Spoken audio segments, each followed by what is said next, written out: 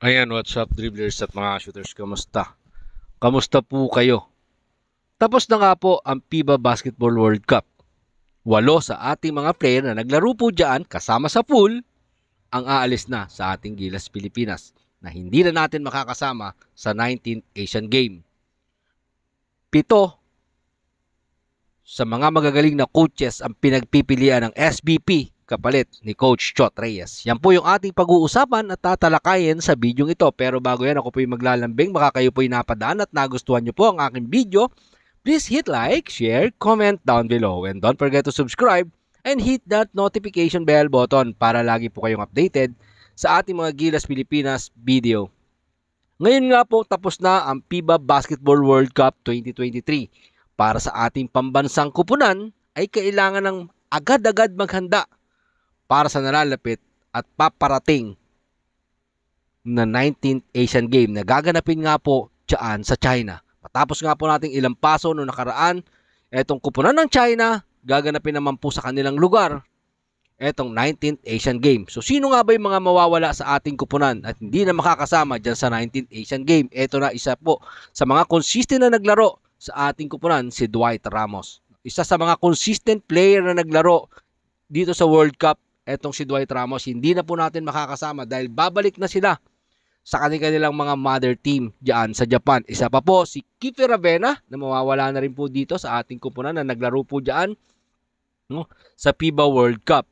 Isa si Kiefer Ravena na inasahan natin point guard, mga shooters, na naglaro po dito sa World Cup na hindi na rin makakasama pagdating nga po ng 19th Asian Game diyan sa China. So babalik na po itong mga ito dahil ito po ay mga Japan boys, Japan D-League na naglalaro. Siyempre, kung wala po yung Kiefer Ravena dahil ito yung unang naglaro diyan sa Japan D-League, etong si Terdy Raveno. Kasama po yan sa mawawala. Kasama po siya sa pool ng ating Gilas Pilipinas na binuo ni Coach Chot Reyes.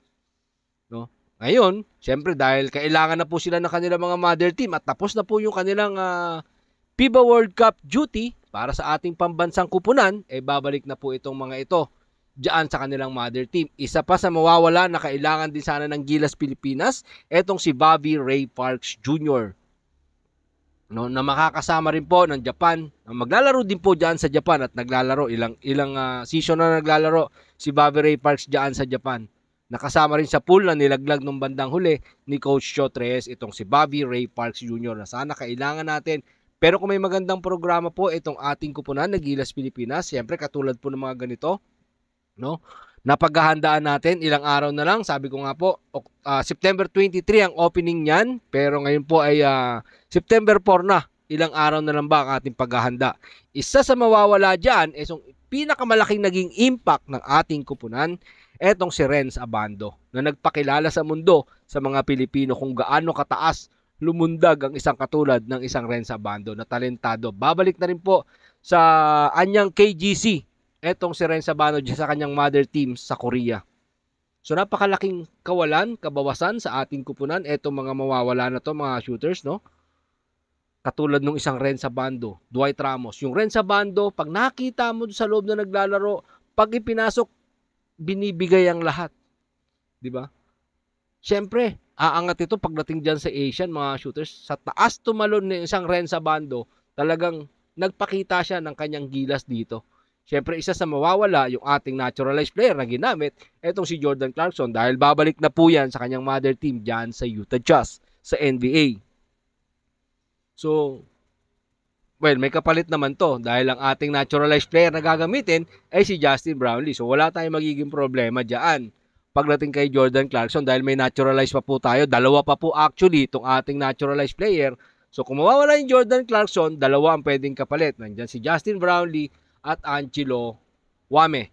Isa pa sa mga mabigat na mawawala sa ating kupunan, etong number 34 na si AJ Edu. Nagpakita rin talaga ng kanyang tikas dito sa ating Gilas Pilipinas team dito sa World Cup, mga shooters. Dahil alam nyo po, nakita nyo naman kung papaano depensahan si Carl Anthony Town, kung papaano pumitas ng rebound, kung papaano umiscore. Yung huli niya pong laban, no? Itong si AJ Edu ay kumamada ng 12 points, 14 big rebound, double-double ang kanyang mga naging performance ng isang AJ Edu. Siyempre, isa pang mawawala ang ating poste sa gitna, ang Kai Soto. Di ba? Kasi pagdating dito sa Asian, mga shooters, aangat sana si Kai dahil siya pinakamalaki rito. Malaki si Kai Soto pagdating dito sa Asian game. Well, marami din malalaki yung China, pero doon sa group natin, mukhang ngaangat yung Kai Soto dahil 7-3. Doon po sa grupo natin, kasama ang Jordan na ready na. Dahil nag-compete na sila dito sa World Cup. No, si Kai Soto sana, yung pinakamalaki, 7-3. So yan nga yung sinasabi natin, kung may magandang programa, itong ating Gilas Pilipinas, hindi mawawala itong mga ito, hindi aalis itong mga ito, kung pwede, no, mga shooters. Pero alam natin, maraming pwedeng ipalit. Nandyan si Justin Baltasar, di ba? Mason Amos, nandyan, di ba? So marami pang pwedeng ipalit dito sa ating Gilas Pilipinas. Ang tanong dito ngayon mga shooters, kung sino yung ating isasalampak o gagamiting head coach ng ating kupunan. Ilang araw na lang mga shooters. Like I said, ngayon po ay September 4, September 23 ang opening ng Asian Game. Dahil sa pag-resign ni Coach Chot Reyes, ngayon, namimili na itong SBP sa 7 na magagaling na coaches sa bansa kung sino nga ba ang kanilang isasalampak at ipapalit dito sa nag-resign. Or hindi man siya nag-resign, sabi niya ayaw niyang gamitin yung resign si Coach Chot Reyes, step aside. No?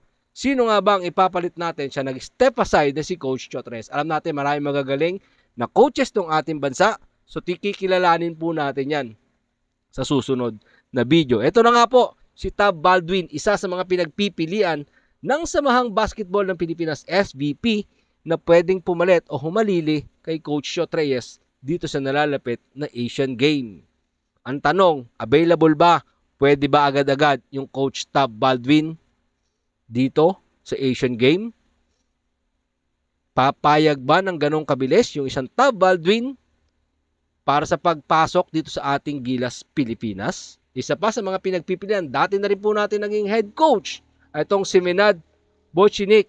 Kung tama po yung aking pagkakapronounce, no? Itong si Menad Bocinik ay nakapag-coach na rin po dito sa ating Gilas Pilipinas. Isang taga New Zealand, no, Serbian coach. Etong si dating nag-coach pala sa New Zealand at Serbian coach itong si Menad. So ang tanong dito mga shooters, available ba itong mga ito? Raiko Torman nandito po sa Pilipinas yan ngayon. Diba? Si Tab Baldwin nandito rin po sa Pilipinas. Si Raiko Torman kasalukuyang consultant ng Converge, kung di po tayo nagkakamali, ano? Etong si Raiko Torman, siya po ay kinuhang consultant nitong team ng Converge dyan sa PBA. Ang tanong mga shooters, ganun ba kabilis mag-form ng isang kupunan?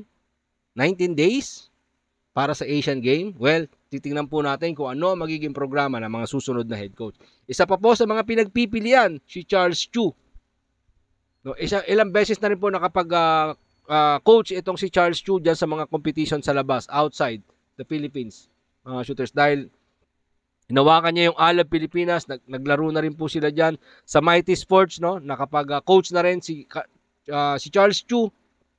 Nakapag-compete po sila sa Mighty Sport dyan po sa Jones Cup.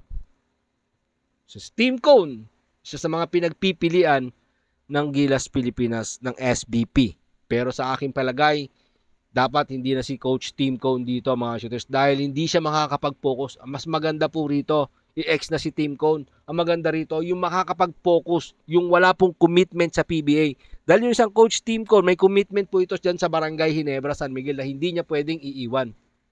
Well, yung isang Jimmy Alapag, kinukonsider din po noon ng SBP. Ang tanong, iiwan ba ni Jimmy Alapag yung coaching job niya diyan sa Sacramento King kung saan tumataas na yung position ng isang Jimmy Alapag, developmental coach. Ang isang Jimmy Alapag diyan. Well, kung para sa bayan at talagang gusto ni Jimmy Alapag na mag-coach sa ating bayan, well, siguro tanggapin niya. Di ba? Para sa kanya. Isa pa sa mga kinukonsider, pampitong kinukonsider ng ating SBP o ng ating Samahang Basketball ng Pilipinas, itong si Coach Norman Block. Well, sa ngayon, wala pong coaching job yung Coach Norman Block dahil wala po siya sa PBA. No? Sinibak siya sa Meralco. At baka pwede, no? Pwedeng Coach Norman Block. Di ba? Pwedeng Tab Baldwin, Coach Norman Block, and Raiko Toroman. Pwede mga ganun yung mga tambalan, mga shooters, no? sa nalalapit nga pong itong 19th Asian Game na gaganapin dyan sa China. Diba? So yan lang po yung ating video mga shooters. Maraming salamat po sa inyong panonood. Ingat and God bless. Patuloy po natin ipagdasal itong ating kupunan na Gilas Pilipinas para sa pakikipagsagupaan sa 19th Asian Game na gaganapin dyan sa China. Ingat and God bless everyone. Adjourn. Patuloy ang laban Pilipinas. Puso